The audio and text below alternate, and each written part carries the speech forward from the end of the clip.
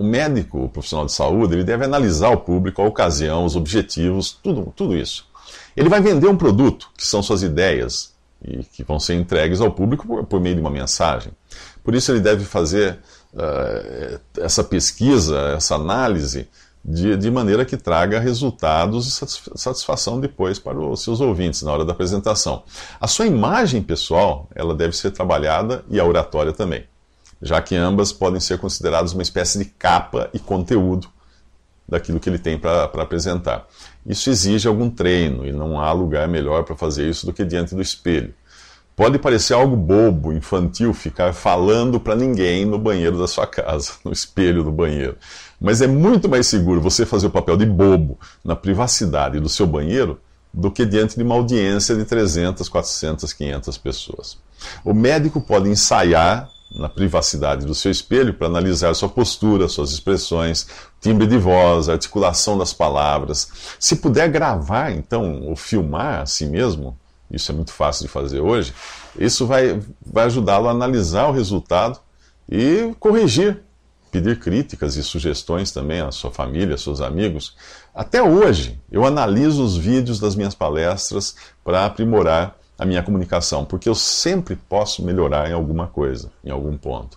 Nos meus treinamentos de comunicação oral, de oratória, eu costumo pedir aos participantes que venham à frente para falar sobre algo enquanto eles são filmados. Depois o vídeo é mostrado a eles e a todos eles, né, que participam de um treinamento assim, para que cada um discuta os pontos positivos e negativos e todos possam corrigir e aprimorar então a sua postura, entonação, articulação e até os movimentos das mãos.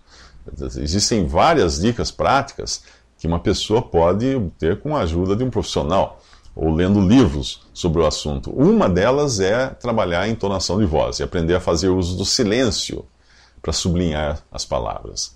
Outra é decidir se deve falar de improviso, se deve usar anotações, se deve usar slides, se deve ler um texto corrido. Tudo isso tem que ser planejado antes. Cada forma de apresentação tem as suas vantagens e desvantagens.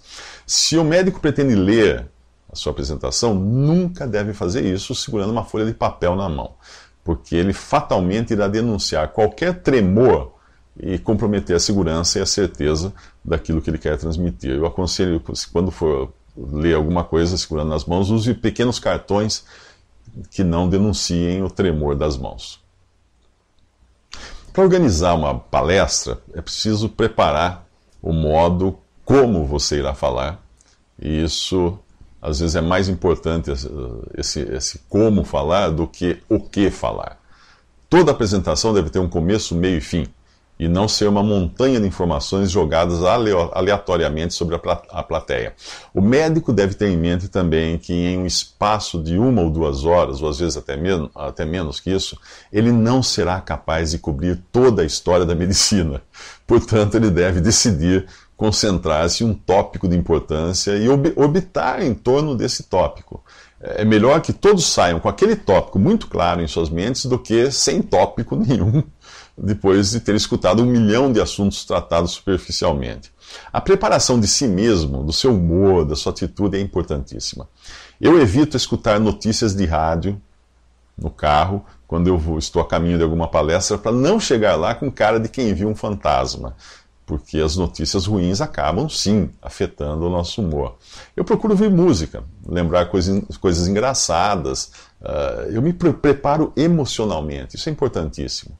Sempre que possível, o médico deve visitar também o local onde vai falar, antes, principalmente se ele tiver algum receio de falar em público. O fato de chegar antes ao local, de andar por ele, passear pelo palco, olhar detalhes da decoração, isso cria uma sensação de conquista de território. E isso vai ser muito útil para dar segurança na hora em que ele estiver se apresentando no palco. Se ele pretender usar apresentações em PowerPoint, o médico deve se lembrar de que as pessoas foram até ali para ouvi-lo, não para ler um texto.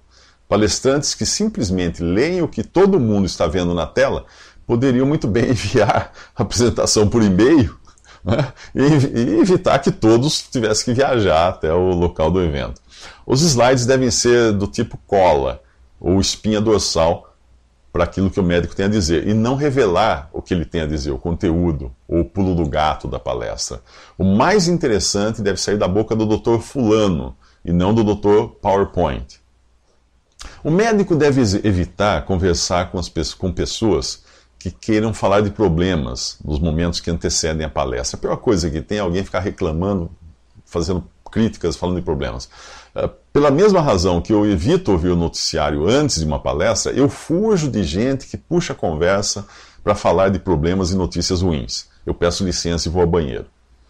Por outro lado, o médico deve procurar conversar com as pessoas, né, para sentir as expectativas sobre o que elas realmente gostariam de ouvir. Mas deve fazer isso naturalmente, sem parecer que está fazendo uma pesquisa de opinião pública ou um interrogatório. O uso de microfones, manuseio das apresentações em computador, tudo isso deve ser treinado em casa, para não correr o risco de ter problemas de som ou perder minutos preciosos tentando descobrir onde que foi parar aquela apresentação no notebook, ou descobrindo que o CD onde você gravou a apresentação não funciona, ou então o pendrive é incompatível com o equipamento do evento. Microfones podem se transformar também em instrumentos de desastre, quando não são usados da maneira correta. Assim como o microfone ou as falhas técnicas podem acabar desviando a atenção do público, o mesmo acontece com vícios de linguagem, como o uso excessivo da palavra né, ou também da expressão ou seja, e outras expressões semelhantes. Movimentos estranhos também com o corpo, com os pés, com as mãos, também são inimigos do orador. Quem fala em público deve se imaginar na tela de uma TV apresentando um telejornal. Isso implica manter o público atento à sua boca e expressões e aos movimentos de suas mãos, desde que elas sejam mantidas dentro dessa tela de TV imaginária, mais ou menos na altura do torso, né? Um ângulo de 90 graus nos cotovelos. Isso implica que você vai enfatizar o que fala só quando as mãos estiverem, né, na linha de visão do espectador, que está prestando atenção na sua face, né? Lembre-se disso. Quando as suas mãos se afastarem da face, ou da proximidade da face, elas devem permanecer quietas. Não mexa as mãos lá embaixo. Finalmente, a melhor dica para uma palestra sair bem, ser de sucesso, é criar um início atraente o suficiente para conquistar a atenção do público e um final surpreendente, porque geralmente é a primeira e a última impressão que vão permanecer na cabeça deles. E de preferência manter esse início e esse fim bem próximos um do outro, para não cansar os seus ouvintes.